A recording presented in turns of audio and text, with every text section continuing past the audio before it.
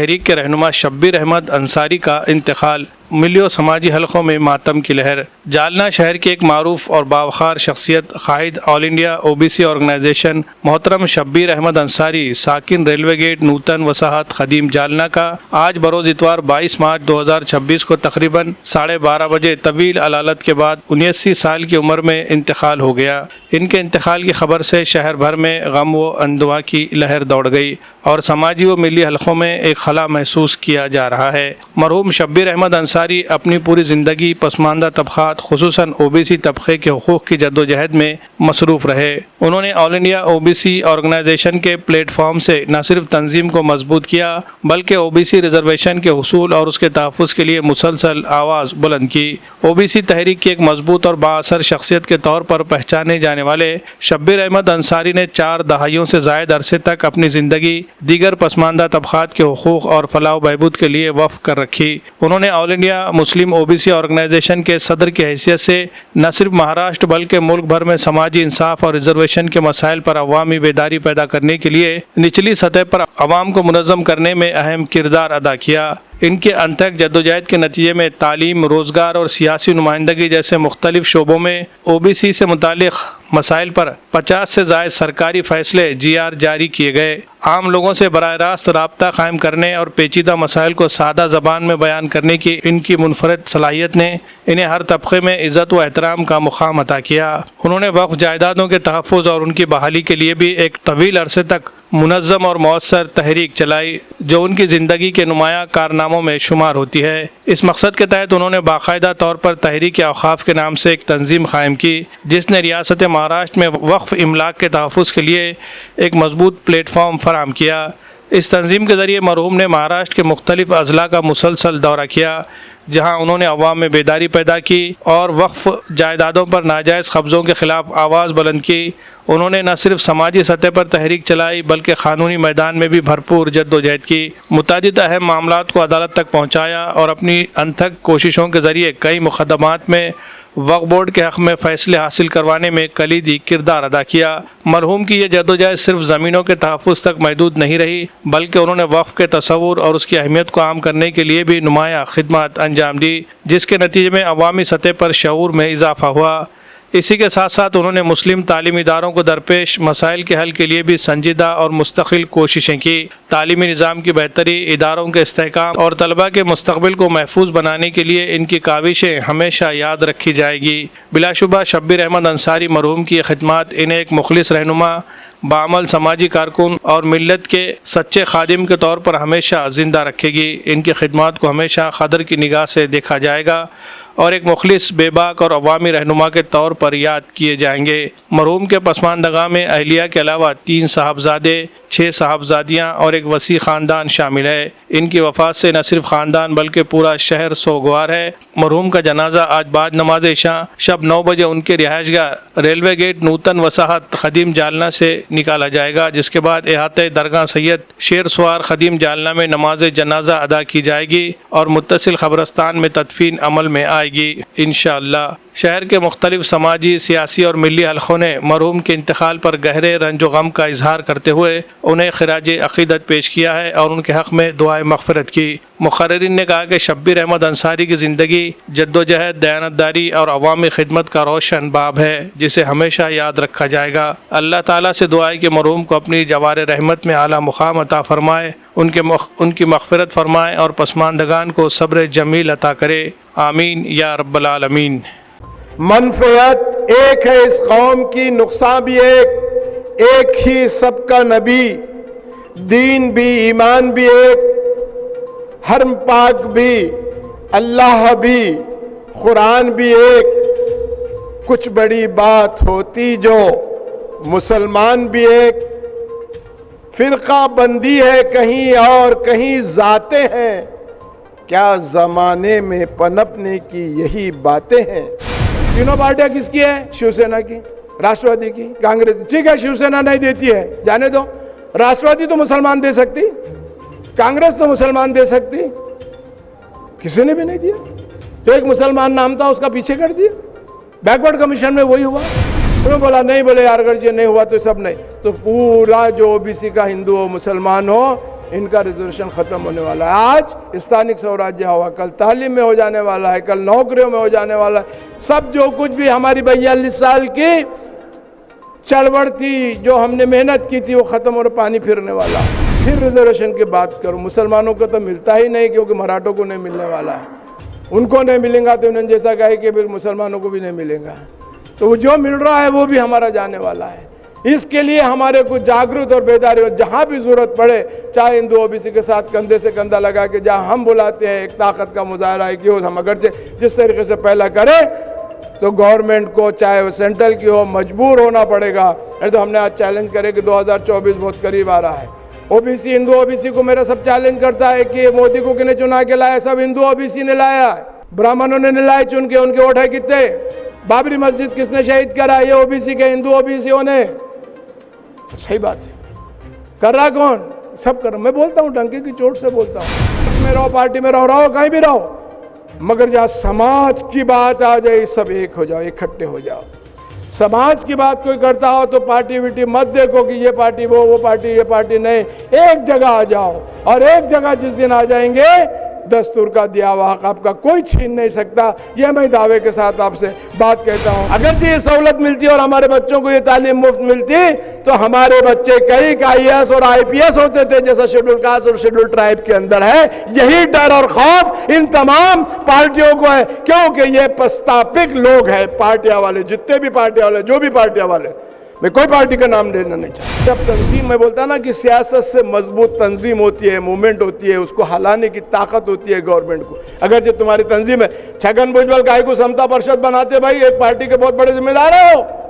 क्यों समता परिषद बनाते? क्योंकि वो डराते हैं शरद पवार को कि मेरे पीछे सारी समाज में। सबसे बड़ा समाज जो है यहाँ महाराष्ट्र में या इंडिया में, 52 से 60% ओबीसी है, और SC और ST 22-85%, 70%, 80% हम लोग हैं। और जिस दिन ये मिल जाएगा तो हमारे लोग सब नजर आएंगे ना। कौन नजर आएगा? ये डर और खौफ हर पार्टी को है, हर खौफ को। RSS तो बिल्कुल खत्म ही नहीं चाहती है, सवाल ही पैदा नहीं होता। और दूसरी पार्टियां भी इसीलिए नहीं चाहती क्योंकि सत्ता वो हमारे को हाथ में नहीं देना चाहती। नांदेड़ से आते थे मुसलमान MLA चुन के, ऐसा नहीं है। परभनी से आते थे, नहीं है ऐसा। औरंगाबाद से खासदार चुन के आते थे मुसलमान, अमरावती से आते थे, अकोला से आते थे, रत्नागिरी से आते थे। क्यों सबके टिकट काट दिए गए? भाई क्यों नहीं दिया जाता है? नहीं, आवाज हम एक नहीं है, हम एक ताकत नहीं बनते, हमारी कोई मूवमेंट नहीं है, हमारी एक तंजीम नहीं है। इसके लिए उनको मिलता है हमारा क्या होने वाला है, क्या कर लेने वाले हैं, क्या करेंगे। टाल मटोल किया जा रहा है, 70 साल से नहीं मिला। ये पार्टी उस पार्टी पे इल्जाम लगाती है और वो पार्टी इन पे इल्जाम लगाती है। ये बोलती है कि हमारे पास डाटा नहीं है, सेंट्रल गवर्नमेंट के पास है। सेंट्रल गवर्नमेंट बोलती है कि हमारे पास नहीं है, तुम करो। इनको देना नहीं है असल में। आप ये बोलो हमारे को कि पेरिकल डाटा कब दे सकते? तुम्हारे पास ताकत है, तुम्हारी गवर्नमेंट है, 2 मिनट में आप चाहेंगे सारे कलेक्टर को बोलकर के 1 मिनट में हो सकता है सुप्रीम कोर्ट में आप एफिडेविट दाखिल करो। ये जो स्थानिक स्वराज्य हमारे गए नहीं, घटना का दिया हुआ अधिकार कोई छीन नहीं सकता है। सुप्रीम कोर्ट ने क्या कहा है कि खाली आप पेरिकल डाटा दो, हमारे को एक एफिडेविट दे दो कि हाँ ठीक है हम कर रहे हैं, मागास वर्ग आयोग से करा लो। और घटना के 102 ने भी हमारे को पावर से स्टेट को दिया है कि वो कर सकता है। All India Muslim OBC organisation की वजह से। और वो 7 दिसंबर 1994 को शरद पवार को मजबूरन न चाह के भी, कौन चाहता है मुसलमानों को रिजर्वेशन देना? कौन चाहता? सबने कहा कि जब मुसलमानों की बात आती है तो नहीं, कौन चाहता है? ना चाह के भी उनको 7 दिसंबर 1994 को वो GR निकालना पड़ा। वो GR क्या था? वो यही GR था कि बिला इम्तियाज मजहब व मिल्लत। मराठी में हमने वो GR वैसे ही निकालने लगा है। सिक्योरिटी जो थे सीने पे उनके पत्थर रख के वो GR निकालना पड़ा उनको, क्योंकि मुसलमानों को रिजर्वेशन मिलने वाला था। या पुढे कोणत्याही धर्माचा बंधन न लावता जे या प्रवर्गातील जात उड़ा दी हमने सर। जात नहीं, आपको जो सर्टिफिकेट मिल रहा है वो जात बोल के नहीं, वो वर्ग बोल के मिल रहा है, वो क्लास बोल के मिल रहा है, वो पेशा बोल के मिल रहा है। बिला इम्तियाज मजहब व मिल्लत, जो भी इस जुमरे में आता है, जो भी इस कैटेगरी में आता है, उसको वो सहूलतें मिलना चाहिए। मैं 1950 से 1994 की बात कर रहा। आज भी हम लड़ रहे हैं। आप मुस्लिम आरक्षण की बहुत बड़ी ताकत से लड़ाई लड़ते हैं, आपने बड़े बड़े रैलीज निकाले। हाँ, हो रहा क्या है, हमारी एनर्जी कहाँ बर्बाद हो रही है। जहां हमको लड़ना चाहिए मुसलमानों के बुनियादी मसाइलों के लिए, वहां वो लड़ाई नहीं लड़ रहे, और जहां नहीं लड़ना है वहां वो लड़ाई लड़ रहे। अगरचे वही लड़ाई हम औकाफ के मसले पे लड़ते हैं। औकाफ की जो जमीनात हमारे बाप दादाओं ने, अजदादों ने यहाँ पर 1 लाख एकड़ से ज्यादा जमीन दी है, उसकी लड़ाई अगरचे मुसलमान सही ढंग से लड़ते, हमारे नौजवान अगरचे उसकी सही लड़ते, तो ना ही हमको मुसलमान रिजर्वेशन की जरूरत थी, ना ये ओबीसी के रिजर्वेशन की जरूरत थी। हम खुद गवर्नमेंट चला सकते थे, गवर्नमेंट को दे सकते थे। इतने हमारे बाप दादाओं ने हमारी जायदादें छोड़ी है, वो मेन मकसद को छोड़ दिए और मुस्लिम रिजर्वेशन के बारे में हम कहते मैं मुखालिफत में नहीं हूं। हमको ये लड़ाई लड़ना पड़ेगी।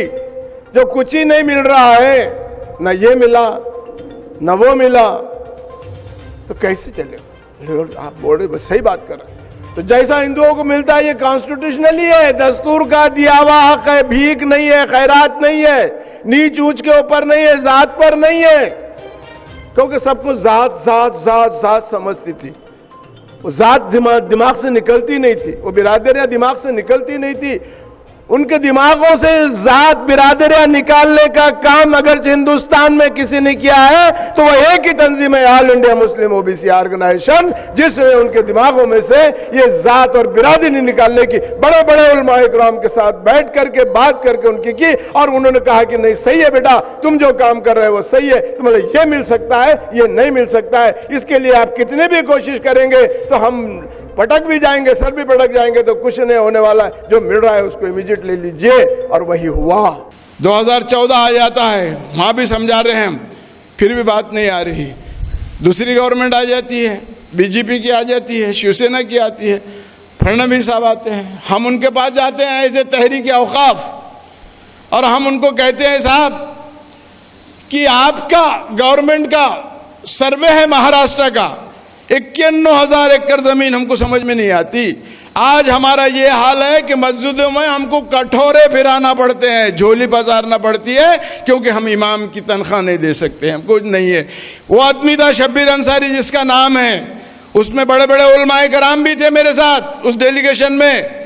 मैंने उस वक्त फडणवीस को ये बोला कि साहब ये सिर्फ हमारी जायदाद जो है ना, हमारी प्रॉपर्टी, हमारे औकाफ की प्रॉपर्टी है, गवाह है, और मैं ओपन बोलता हूँ तो सब लोग सुनते हैं बात को, वहाँ तक भी जाती है गवर्नमेंट तक बात। मैंने कहा साहब ये हमारी प्रॉपर्टी हमको दो, हमारे हवाले कर दो, तुमको गवर्नमेंट चलाने के लिए हम पैसा देंगे।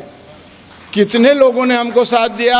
महाराष्ट्र के तहरीक औकाफ के बारे में बोलते हैं कि क्या काम किया तहरीक औकाफ ने।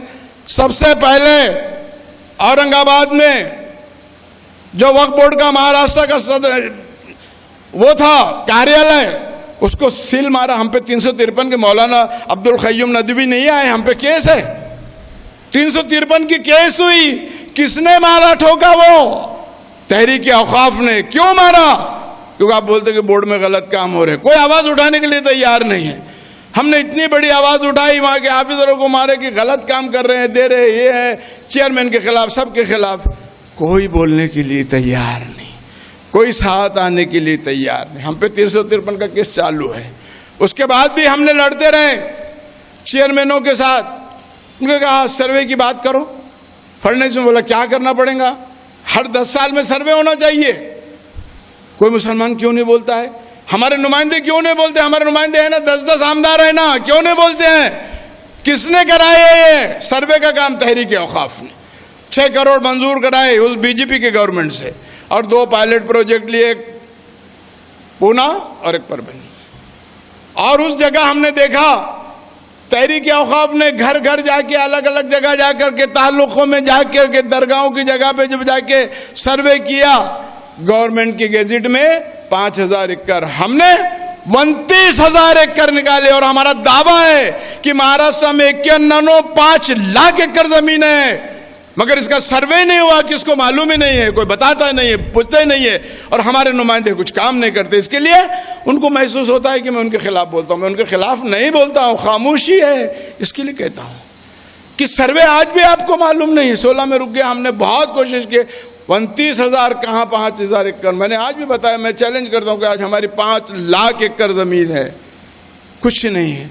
चेयरमैन के खिलाफ हमने आवाज़ उठाई, यहाँ नांदेड़ में आए, हमने जो कुछ भी किया है मैं वो बताना और गिनाना नहीं चाहता हूँ। तहरीक औक़ाफ़ सिर्फ नांदेड़ के लिए हद तक नहीं थी, पूरे महाराष्ट्र में वो क्या काम कर रही थी, कहाँ कैसी कैसी प्रॉपर्टी को निकाली। एक गाड़ी पूरा का ये पॉलिटिकली प्रेशर से था सब। आज जो क्रेडिट लेना जा रहे हैं, क्यों नहीं उसके खिलाफ हमारे आमदार उठ के खड़े हुए। जो परसों के दिन बिल पास हुआ कि खालसा कर दो और बेचन दो इनको सबको, इसकी मुखालिफत में क्यों नहीं आए हमारे लोग? कहाँ थे, कहाँ गए? न समझोगे तो मिट जाओगे ऐ मुसलमानों, न समझोगे तो मिट जाओगे ऐ मुसलमानों, तुम्हारी दास्तां तक भी ना होगी। अरे 1936, 40, 42 अल्लामा इकबाल ने कितने ज़माने, खाली हम शेर की तारीफ कर देते हैं, अमल कब होगा? इस पर अमल कीजिए। यही गुजारिश करते हुए आप तमाम लोगों को, मुझसे कुछ गुस्ताखी हुई होंगी या मैं कुछ गलत कहा हूँगा, वो आइए, मैं यहाँ 1 नहीं 2 दिन हूँ, इंशाअल्लाह ताला आपको मुतमईन करने की कोशिश करूँगा। यही बात कहते हुए अपनी बात को ख़त्म करता हूँ। खुदा हाफिज़।